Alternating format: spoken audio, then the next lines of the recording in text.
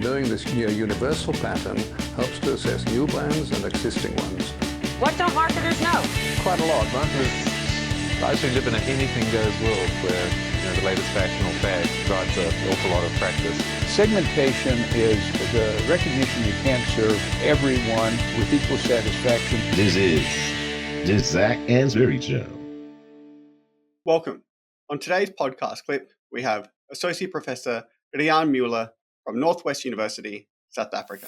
What I've seemed to see is you seem to be so team-orientated, which is really nice. Like, quite often if I visit universities, I guess that's funding issues, they'll invite just me, or vice versa. If we invite someone to visit the institute and we pay for flights and accommodation or whatever, it's usually just one person. But you seem to, do you seem to travel as teams, your department, or have I misread that?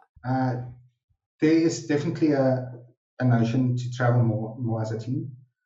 Initially, I told the team that I traveled with now, I actually like to travel alone because I think I network better when I'm alone. But this whole team dynamic worked out so well, and it was very strategic from our side because all three people that went with me is also on the verge of applying for full professor. And one of the big things that I'm pushing in Northwest University currently is international collaboration. So all three of them still needs that as well. So it made sense to make a whole big trip out of it.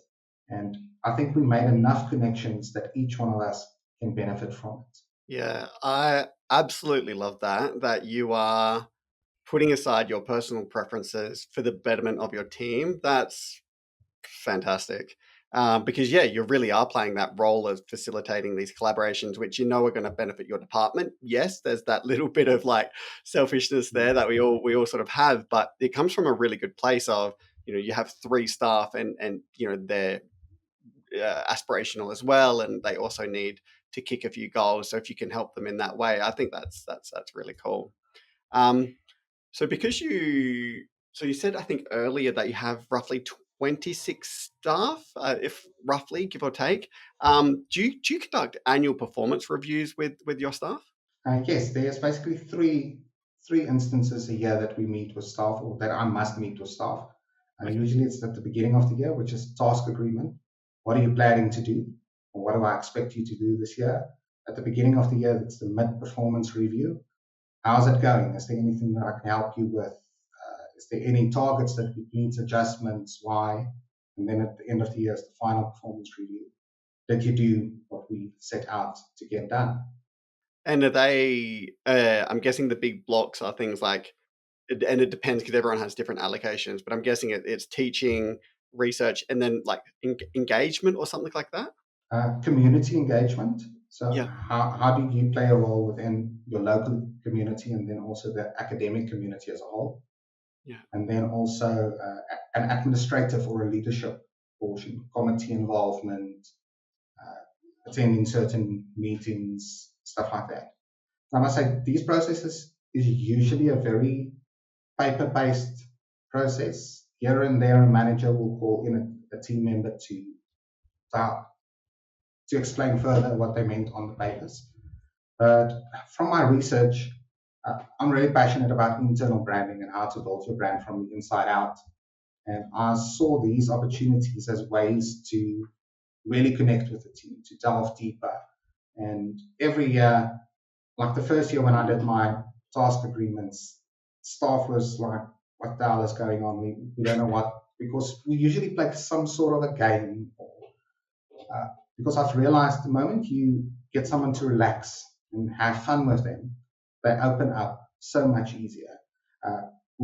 I've done so many interactions with them that I can actually stop doing the games because the personal rapport and just openness is already there. Yeah, it sounds that sounds like a working strategy that you want to build the relationships with them so they're more open and honest with you about discussing, I guess, what they've done well, but also what they need help with. Yes, and I wanted to move past the interview answers. I always joke with them, specifically at the beginning of the conversation. I'm like, okay, that's an interview answer. It's let's delve a bit deeper. And I've realized, I can't remember exactly the theory, but if someone is playing a game, they can only pretend for, I think, like 15 or 16 minutes. Then you see the real person. So like last year with the mid-year performance review, we played minute-to-win-it games. And I had linking questions with each of the games they played. And the really deep questions were well past the 15-minute mark. And then you get the real answers. You don't get the interview answers anymore. And that's where you build the trust relationship. Yeah, it seems like that way, like your team, you build a real community with your team. Like the Lego building sessions, the marshmallows on the spaghetti, for example. It sounds like a good community to work with, because and your role as leading this community, I guess you do take quite seriously, and you try to build those bonds, because I guess, do you think it helps bring other staff together? So I guess it helps them open up to you, but do you think it brings them together as well? No, definitely. They can't wait to chat about what they did or how they played the game afterwards. It's really a fun, engaging experience. Like with the minute-to-win-it theme last year, I kept score of everyone.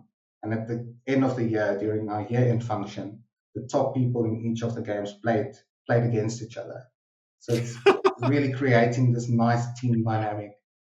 This year, I haven't even posted the photos yet, but the theme for my final performance reviews this year was Toy Box. They had to bring along toys they grew up with. And I brought along toys that I grew up with. Like one of the things I made them do is we played swing ball. I don't know if you're familiar with swing ball. It's a pole with a tennis ball attached to a string to the pole. Oh, yep. Play. And at one point I tell them, okay, switch hands. And then the prompting question is there something within the job that you feel like you're playing with the wrong hand? And just that playing environment really, really opens up barriers. If you have fun together, if you think of, that's how people make friends, or that's how kids make friends, if they play together. Yeah, oh, absolutely. And I think you're spot on with the people can only fake it for a short amount of time. And that's why I think these like the long format podcast interviews is so good, because I get to understand people, I think, a little bit deeper than if I just said, hey, talk to me about brand personalities, for example. Like, you can just talk about your research and I won't know who like Ridian is by any means, or what makes you who you are. And I think that, for me anyway, and I think the audience is better to understand who you are and where you come from, and learn from that. Hi everyone, Zac here again, and just a few quick reminders before you go. If you're listening to the podcast and are considering incorporating it into your secondary school or university courses, then please let me know and I can guide you through the process.